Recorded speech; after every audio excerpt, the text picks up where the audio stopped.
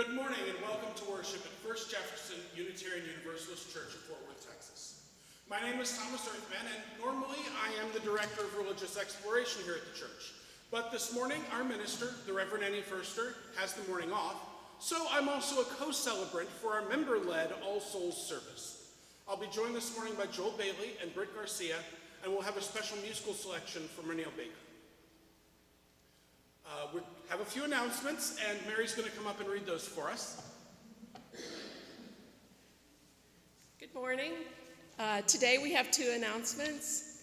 Next week we'll be holding our traditional first Sunday potluck for the first time since we've been back to church. So yeah, that's a big yay. We will also, next week, another first, we'll be starting a new tradition of Children's Chapel, where Thomas will be leading the children and recruiting the youth to help teach what it means to worship in community on their own level. Thomas loves that they are welcome in our regular service, but thinks that it will be good for them to see the service created for them. So now if you can set your electronic devices to worship mode, and let's begin with some music from our exceptional pianist, Misha Beresnev.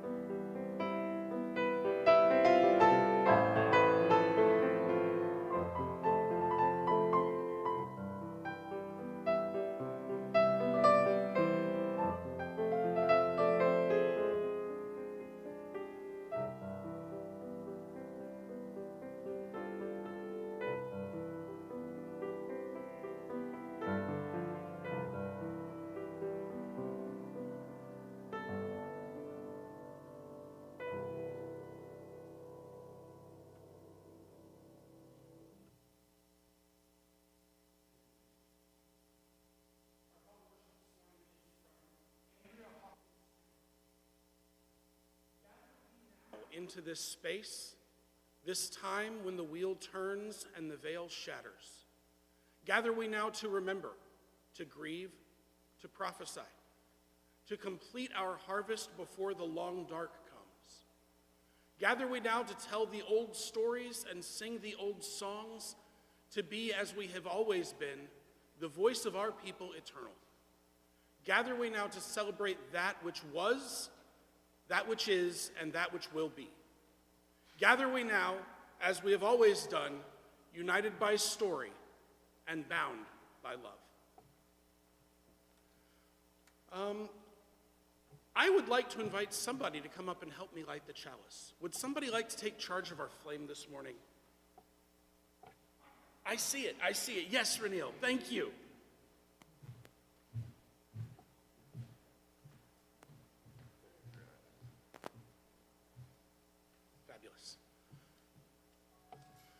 Our light is not ours alone. It's made up of all the love and encouragement and support of our forebears.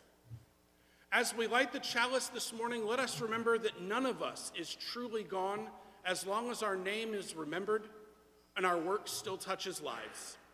In that way, this congregation is a loving memorial to the many who helped build it for us and care for it today.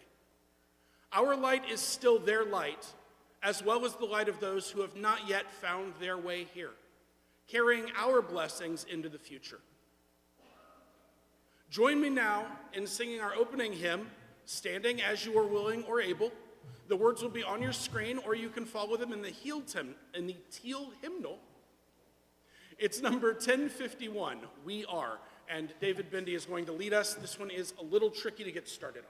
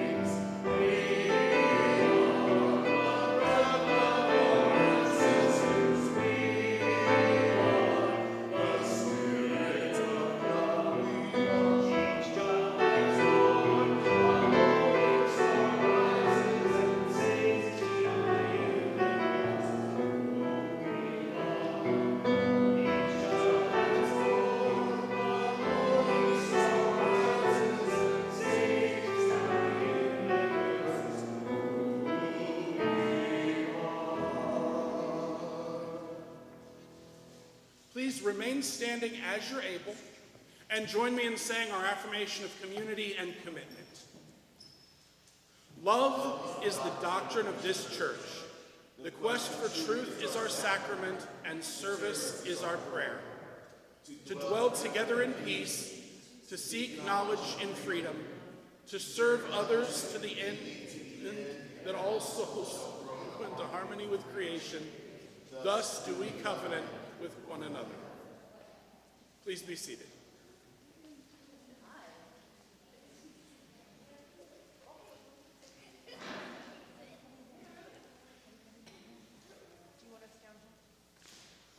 Not yet.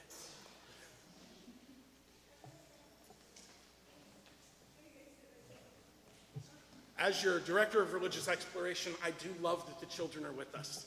We have a great story picked out, but that's just a few moments away. I know it's unprofessional. Do you all mind if I take my coat off? It's warm up here, and I guess I should have expected that. All right, thank you very much. This week we have just one question instead of the normal three, but we'll be getting three very different answers to it, and I hope that this will make a good model for future lay-led services. I invite all of you to consider what questions you would like to hear answered by your fellow congregants. This morning's question is, why and how do we remember and honor those who have died? And we'll have our first answer to that in just a few minutes, but first, I want to invite you all to share in a story for all ages. Joe is going to read it for us. Good morning, everyone. Happy Halloween. Happy Dios de la Muerta or Happy Samhain, however you want to label it.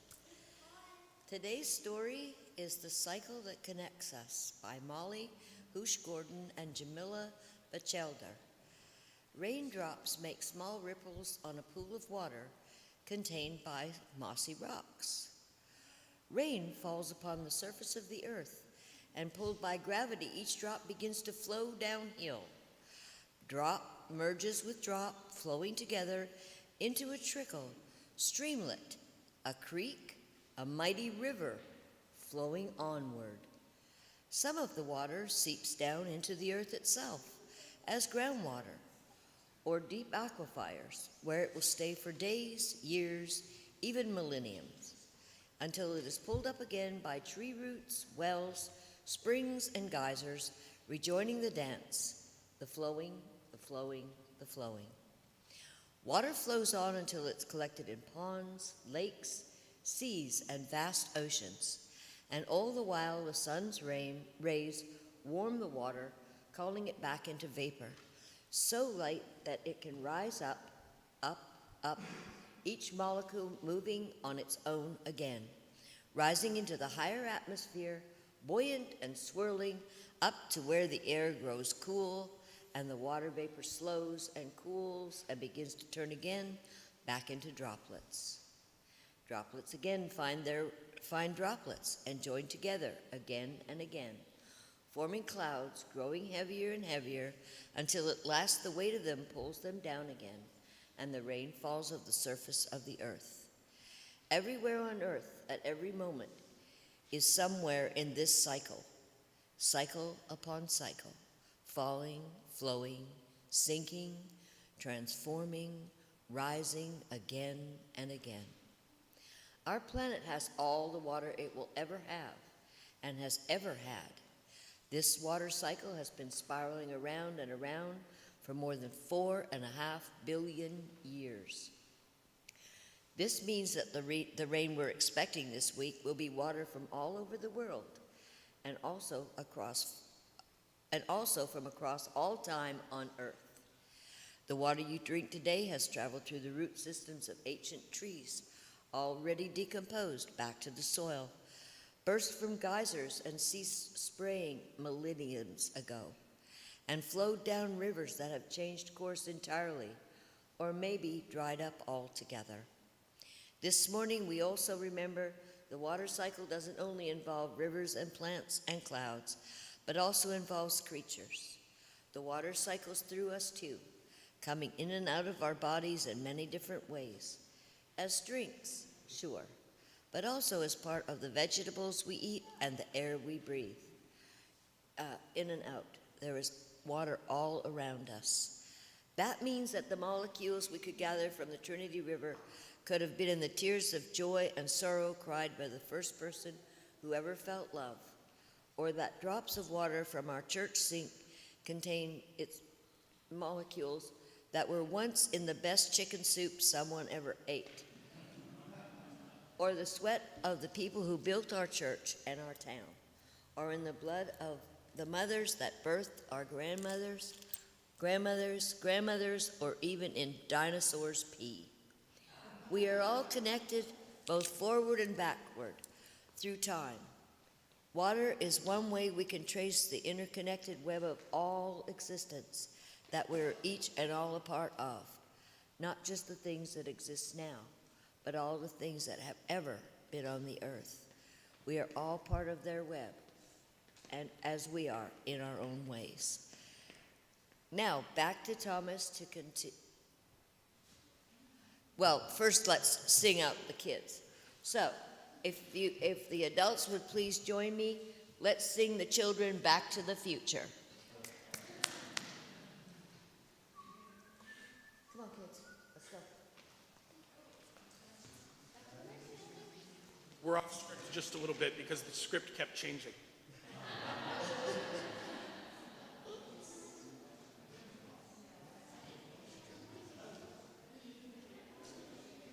It was lovely to have the kids here, but we did not expect them to be here for story time. So, we were going to reintroduce our song. Do we want to go ahead and practice? All right.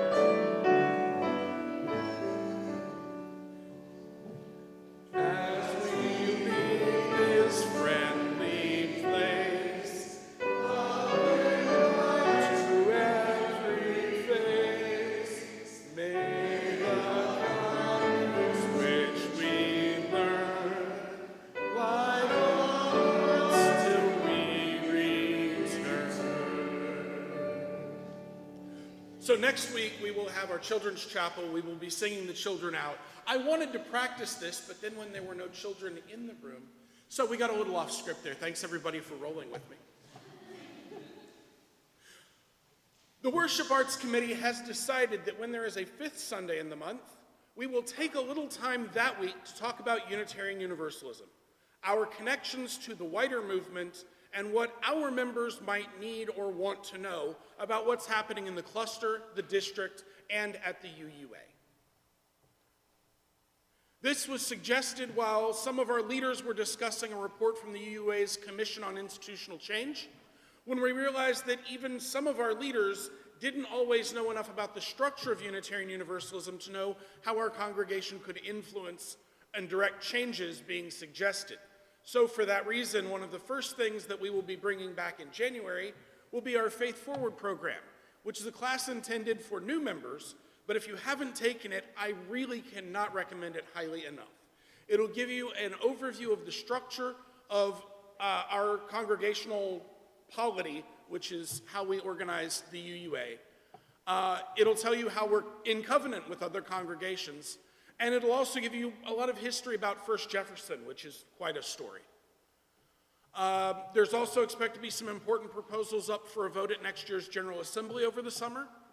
The General Assembly is where all the congregations send delegates to vote on priorities and policies, and the leaders for the UUA. We'll make sure to have that information available as it comes in. And lastly, for this first installment, I want to invite all of you to subscribe to the Region newsletter. It's a once-a-month email that'll really help you learn more about what's happening, what's being offered, and how we fit into the bigger UU movement. I'll make sure that that gets included in the weekly email all month.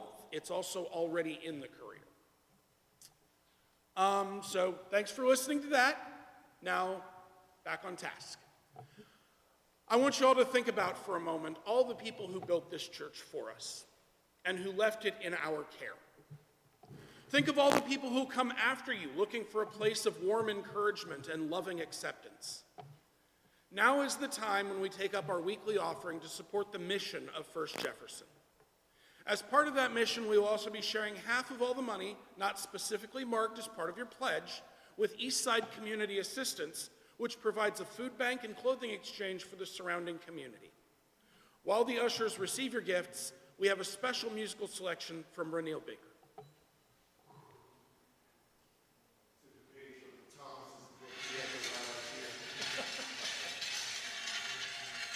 Good morning, folks. I just want to add before we sing, during the chorus, it's going to go,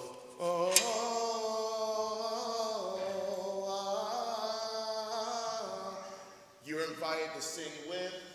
If you just want, if you need to follow along with somebody, follow along with Julie. She'll probably be the loudest one here. All right. So, like to hear it? Here it go. Mish.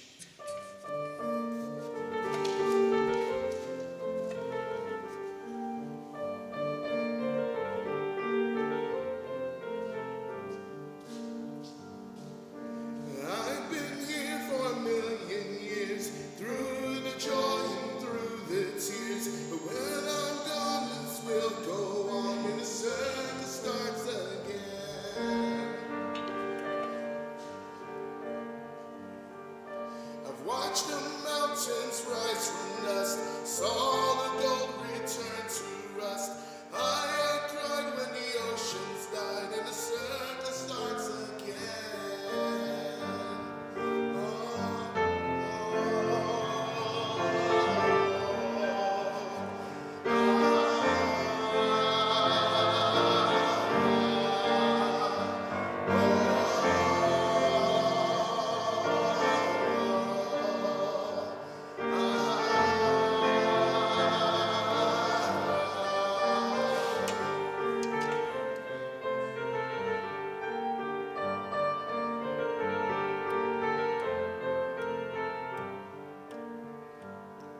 I was here when the world began to turn.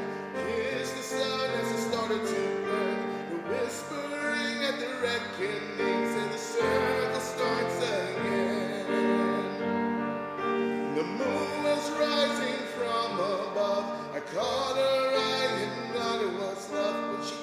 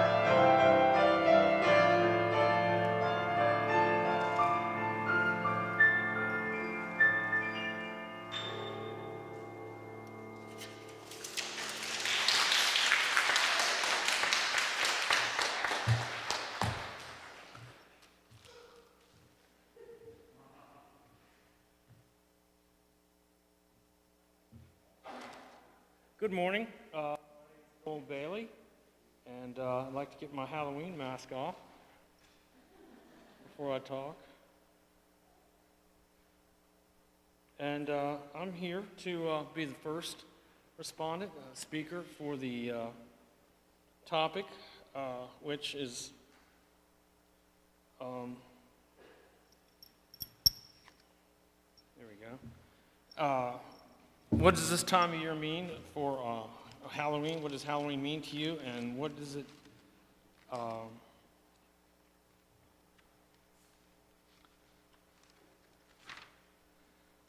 and why do we remember those who have died, and especially this time of year? And so they call it All Hallows Eve as opposed to All Saints Day. All Hallows Eve means All Souls, and we remember the passing of all our ancestors and all the people who have gone before us. And I think Halloween, with its situation at this time of the year, when nature is going into hibernation, or death, but we like to think of it as hibernation, is a great time to remember all the people that we have loved and all the people that have gone before us. So, I'm a member here at First Jefferson, and I have been since June of 1994. And I first started coming here in May of 93. So there was about a year there before I decided to become a full member. So, in effect, I have seen 28 autumns come and go here at this church. And I must say it has added a great deal of quality time and wonderful experiences to my life. Better than it might have been otherwise if I had never come here. With nature present, you can see the changes of the season. And we have a beautiful natural setting here where the nature and the onset of autumn is apparent. And you can feel a sense of spirit in the air that gives meaning to fall. Now, I was born to parents who held atheistical views, so I was raised into free-thinking ways, and by 1967, I had become very enamored of Greek and Norse mythology, and even a little later than that, of ancient Egyptian myths. And so by the time I was 15 years of age, I had decided that I was a pagan polytheist, a New Age pagan, so to speak. Well, by this time it was 1970, so it felt right in line with the times, being anti-war youth counterculture of that time and place in America, and I was in Washington, D.C. at the time. And so I became an intense devotee of philosophy and historical study. These interests have served me well ever since, I do believe.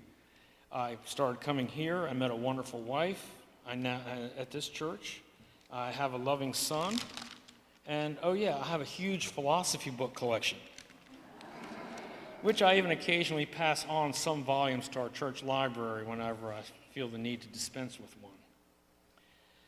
But now it is Halloween, and after this hot, hot summer, I say yay.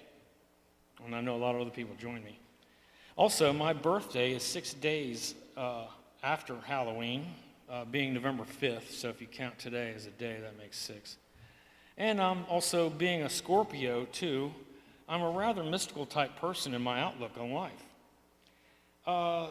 My kind of philosophy of perspective on life is something they call magical realism, which holds that the world is real, but so is magic, and that there is enchantment on the land, and that magical things can and do happen, especially in fall. Now, I believe that there are divine beings called gods, and some of these divine beings do live in nature, and that there are things like elementals, which are divine, semi-divine spirits of nature, goddesses of field and stream, gods of mountains and seas. But I am also pantheistic in my way of thinking, so I think that these divinities are sort of like streams or aspects of the one absolute holy that is the center of the universe. And maybe these gods and goddesses are elder children of God in some way. And we mortals may be the younger siblings. And so when autumn comes, it seems to me the magic grows and comes to a height on October 31st.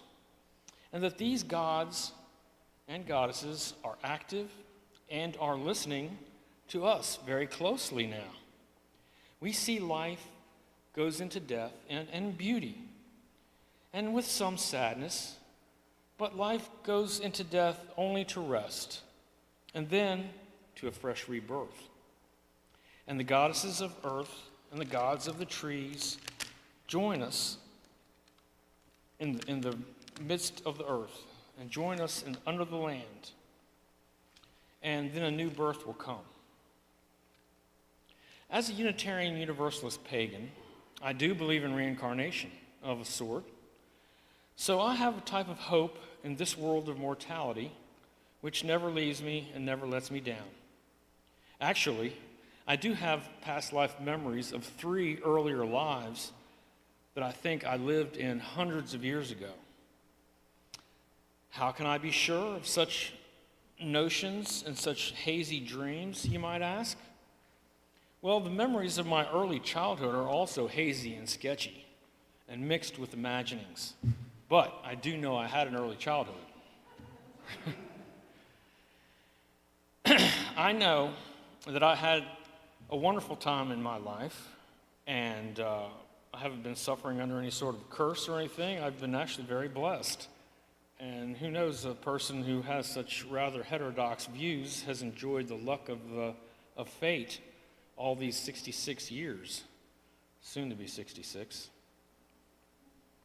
So the sun is going low now and shines low in the sky all day.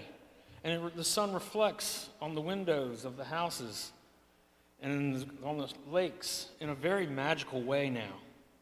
And the last harvest is in, and the nights are long and good for dreaming and good for having magical fantasies. Let the spirit of Halloween enrich your life, and be of good cheer, and share that good cheer with everyone you meet. I'm going to close by reading a poem that I selected by Henry David Thoreau. And this poem, Thoreau composed in October of 1937. October of 1837.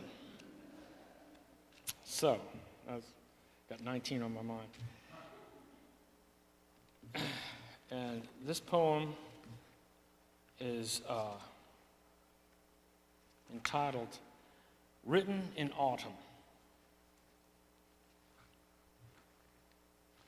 See how the sun shines so low in the morning light, gently on each tree and autumn flower. God hath kept them safe all the night by his goodness and his power. Through the long dark hours gone by, while we were all asleep, God with his all-seeing eye from danger did them keep. Oh, the trees that stand close by, the birds in their voices raise, singing to the Lord on high in the sweetest strains of praise.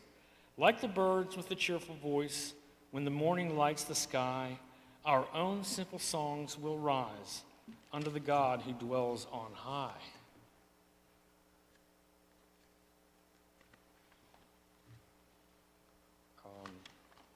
Next verse. Another year, like the frail flower, is bound in time's dry withering clutch to cling. Eternity, thy shadowy temples around. Like the music of a broken string that can never sound again, it is past and gone. Its dying sweetness dwells within the memory alone. Year after year, the silent lapses fleet by. Each seems more brief than that which went before. The weeks of youth are years, but the weeks of adulthood fly on swifter wings. Years seem but weeks, but no more. So glides a river through the thirsty land. The wastes tear at as it flows until it's lost in the desert sand. The green of spring which melts the heart like love is faded long ago. The fiercer light of hues autumnal fire the quivering grove. The rainbow tints stain the mountain height, and a beauty there is, a glory on the hills, and gold and crimson stream reflected from the rills. but it is the dying beauty of a gorgeous shroud to enwrap the lifeless year. I can forgive the seeming mockery of death, but that loud voice sounds through my soul. All things live to die, and to die that to be renewed again. Therefore, we should rejoice at death and not complain. Thank you.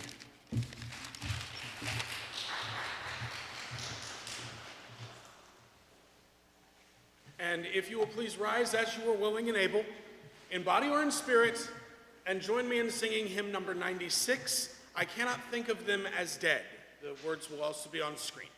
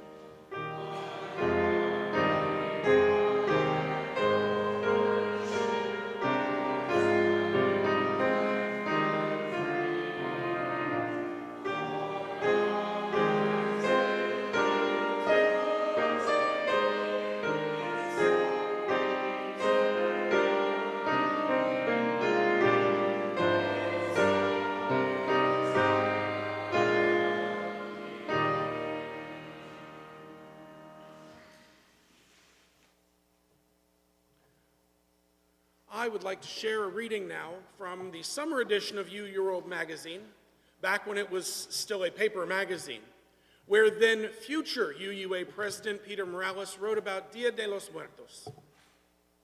The whole article is available online. I'll just be sharing an excerpt.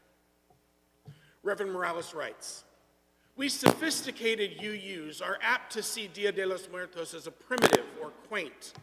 Surely, few of us share the cosmology of rural Mexicans who lay out favorite foods in memory of a dead relative.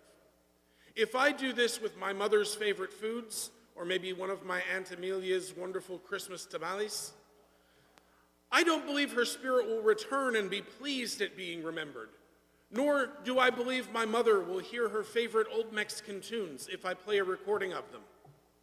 Yet, if we dismiss the Day of the Dead as pure superstition, we can easily miss the profound spiritual and psychological insight that makes this tradition powerful. A Mexican boy spending the night on his uncle's grave has a connection across time with his forebears that our children do not.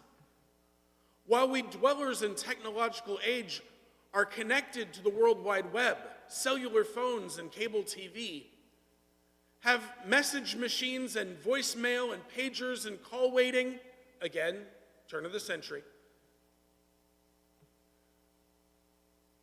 we cut ourselves off from the web of time. Traditional cultures with their mediums and ghosts and reincarnation have understood intuitively something we've repressed. The dead don't die, they live on. I'm not speaking metaphorically, again, Reverend Morales, or theologically. I'm speaking about the very real stuff of memory, of history, and of molecular biology. Look in the mirror. The DNA of your ancestors is alive in you. Look at your children and grandchildren and see yourself and your ancestors. Think of the decisions made by your parents and grandparents. Their choices shaped your life, and the choices we make every day shape the lives of those to come. The interconnections stretch across time. And now I'd like to invite Britt Garcia up to share a little more about Dia de los Muertos from a personal perspective.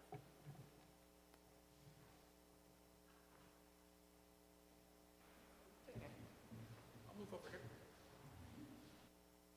Oh my goodness, I'm short. Hello, I am Britt Garcia.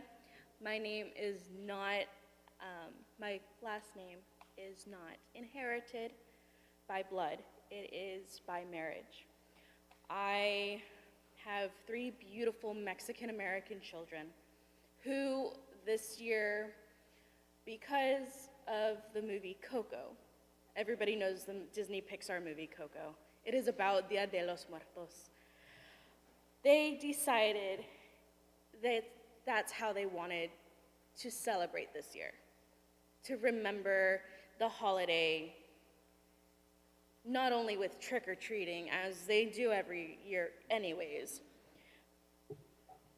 but to remember their ancestors, their loved ones. And with me being a Caucasian female who was enamored and in love with the idea of Dia de los Muertos at a young age because we learned about it from an arts view in school, in elementary school. We would paint the masks, we would do paper mache, we would make calaveras or skulls out of whatever we had in the classroom.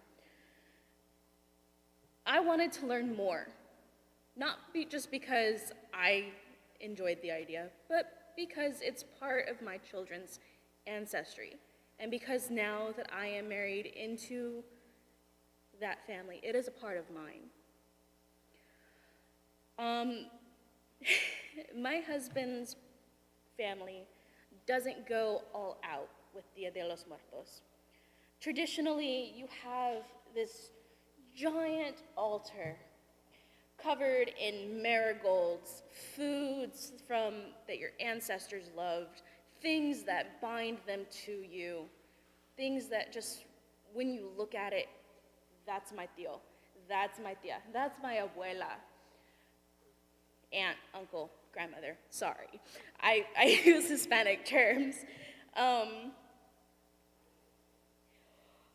And so his family, they did the simple thing of having a picture and lighting a simple white candle.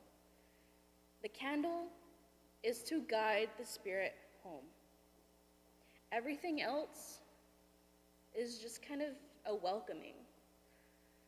The marigolds, the petals that they use to line the streets in Mexico, guide the spirits home. They create a bridge between our world and theirs. And honestly, it's a really beautiful tradition. I wanted so badly to do a huge altar, or as in Spanish, an ofrenda, translated literally to offering. Traditionally, a lot of Dia de los Muertos traditions come from Aztec traditions, such as the calaveras, or skulls, which, have you ever wondered why we call them candy skulls or sugar skulls? Because they are literally made out of sugar. They are sugar skulls that are handcrafted every year for the sake of Dia de los Muertos. And I think that is such an amazing thing, how much love and passion goes into handcrafted items for things like that. I cannot say marigold in Spanish to save my life, so I will not try. But it's such a beautiful word to listen to. Different regions of Mexico participate in it differently, from the biggest offerings to the biggest parties in the cemeteries, to the small, quaint little single candles on a table with a picture. And the purpose for Dia de los Muertos in everything is to learn about your ancestors, to learn what connects you to them. And I think that's the most beautiful thing ever, because that's the day that you sit around. That is the day specifically carved out in time to tell those stories. Tell the stories of how your great aunt knitted this beautiful quilt that has been passed down to your baby sister. How your uncle made a shoe shop out of nothing, just learned with his bare hands. How your cousin got his musical talent. It is literally the day of remembrance. And there's nothing left for me to say about it except it's just beautiful.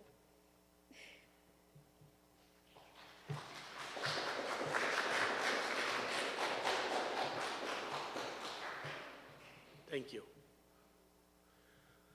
So I follow that up now with our communion of names and milestones. I wasn't given a long list, but I have at least one that I feel is incredibly timely.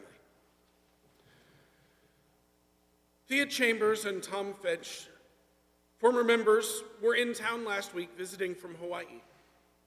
Thea wanted to let the congregation know that she has left some of the ashes of her late husband, Joe Chambers, who was also a member at the time. And the ashes are going to be spread on the grounds out back near the memorial garden here at the church. Just because that was the only thing that was shared, of course, does not mean it's the only thing that we are celebrating or remembering this week. Sorry, that one got me. So for all of those things that are left unsaid for whatever reasons, let's have a moment of silence as we think about how blessed we are to be connected and in community.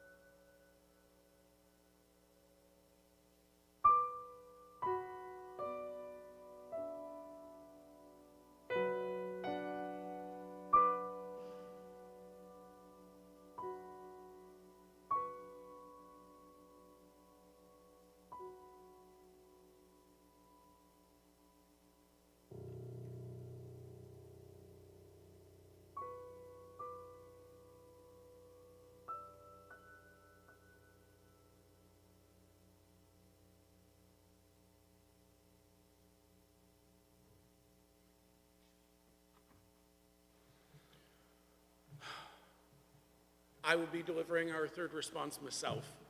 I've read this a half dozen times since I wrote it. I'm going to try not to choke myself up. One of the greatest influences in my own life was my mother's father.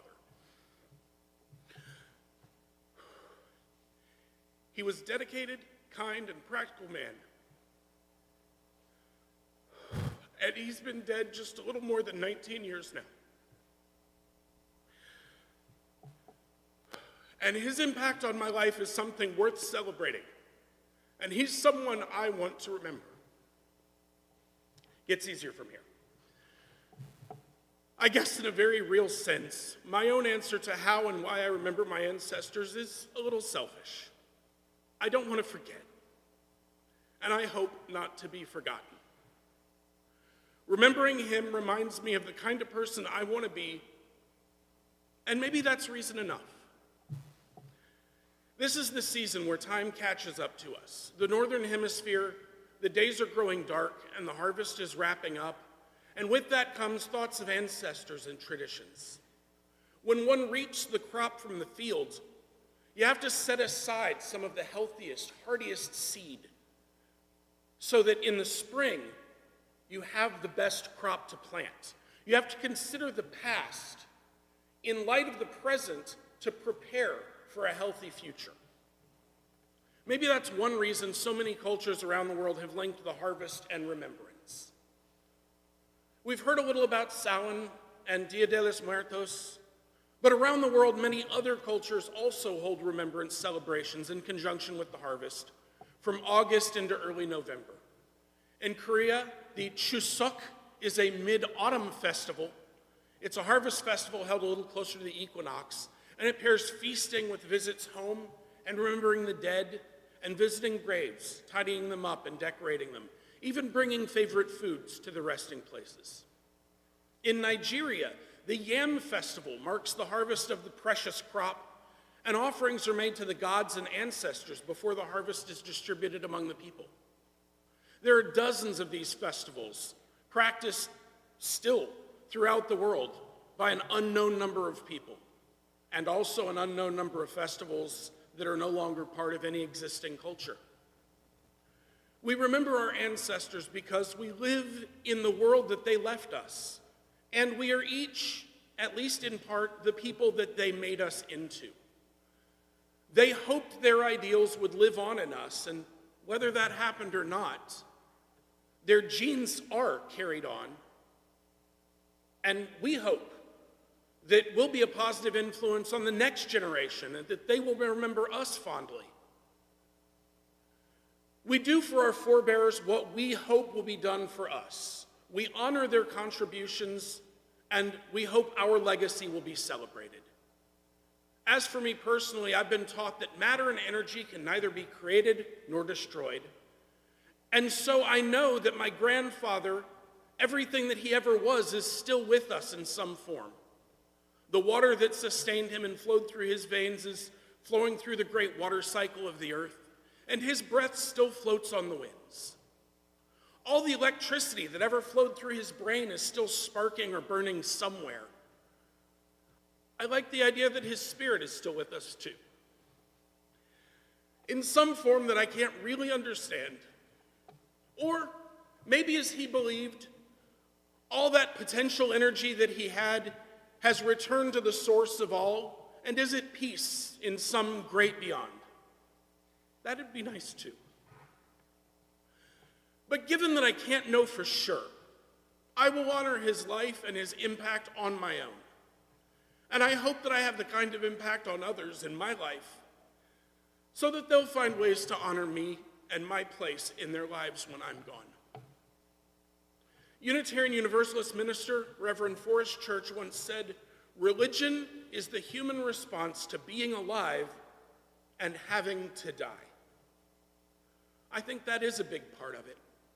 We build communities knowing that we will need support throughout our lives, and we create rituals to mark the passage of time and important events so that we will remember, hopefully in positive ways, that we're only here for a short while and that we only have a few years to impact the world. And many of us hope that in some way, even if only in memory, we will live on. We hope we'll still matter for some time after we die. I like to think so, but I can't pretend to know. Unitarian Universalism only makes one promise about life and death. One day you'll move from one to the other. We don't claim any special knowledge about what comes after, though many of us believe things based on our own perceptions or deductions. We do not teach that there's an afterlife or that there's not one, but only that it doesn't make sense to spend our whole lives here planning for what might not be there. Your life will end, and you should live it knowing that what you do now in this world can matter. It can matter more than you ever imagined. So make sure that you do what you believe is best. The lives of those we dislike, oppose, and revile will also end one day.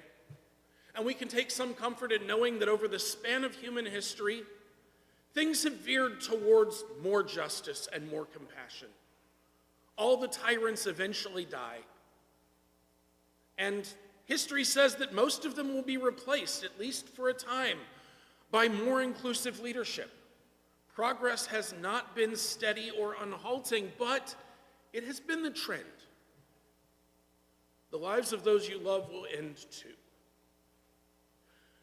You cannot guess when, so love them deeply and intentionally.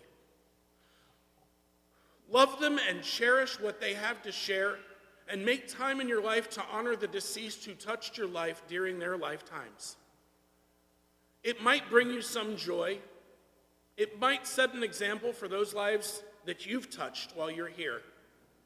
And just maybe, it'll lighten their spirit wherever it now resides.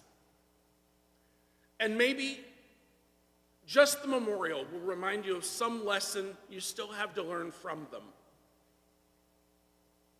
With that in mind, please rise in body or spirit and join me in our closing hymn, number 1001 in the Teal hymnal, Breaths.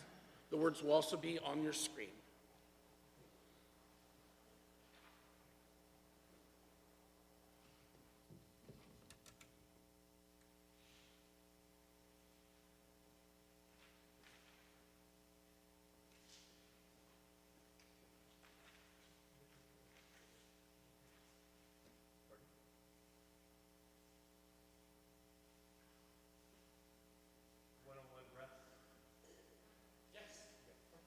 Yes.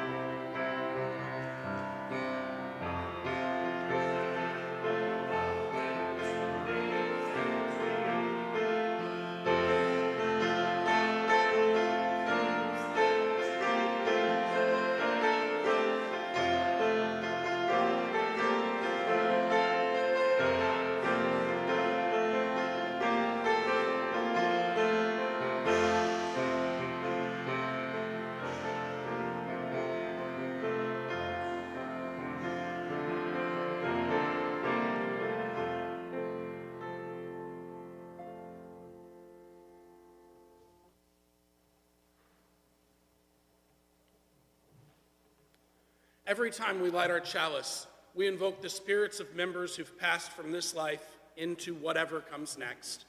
Their energy, their hopes, their actions, and in some cases, their families are still with us.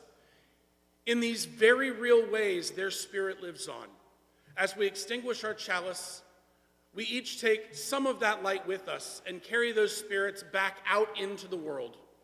Live your life such that you honor those ancestors and allow their memories to be a blessing to your week. We extinguish our chalice until we come together again. Thank you, Brandon. Please remember that next week is the end of daylight savings time, so we will have an extra hour of sleep before we meet next. I wish you peace. I wish you a heart full of love, and I wish you a happy Halloween.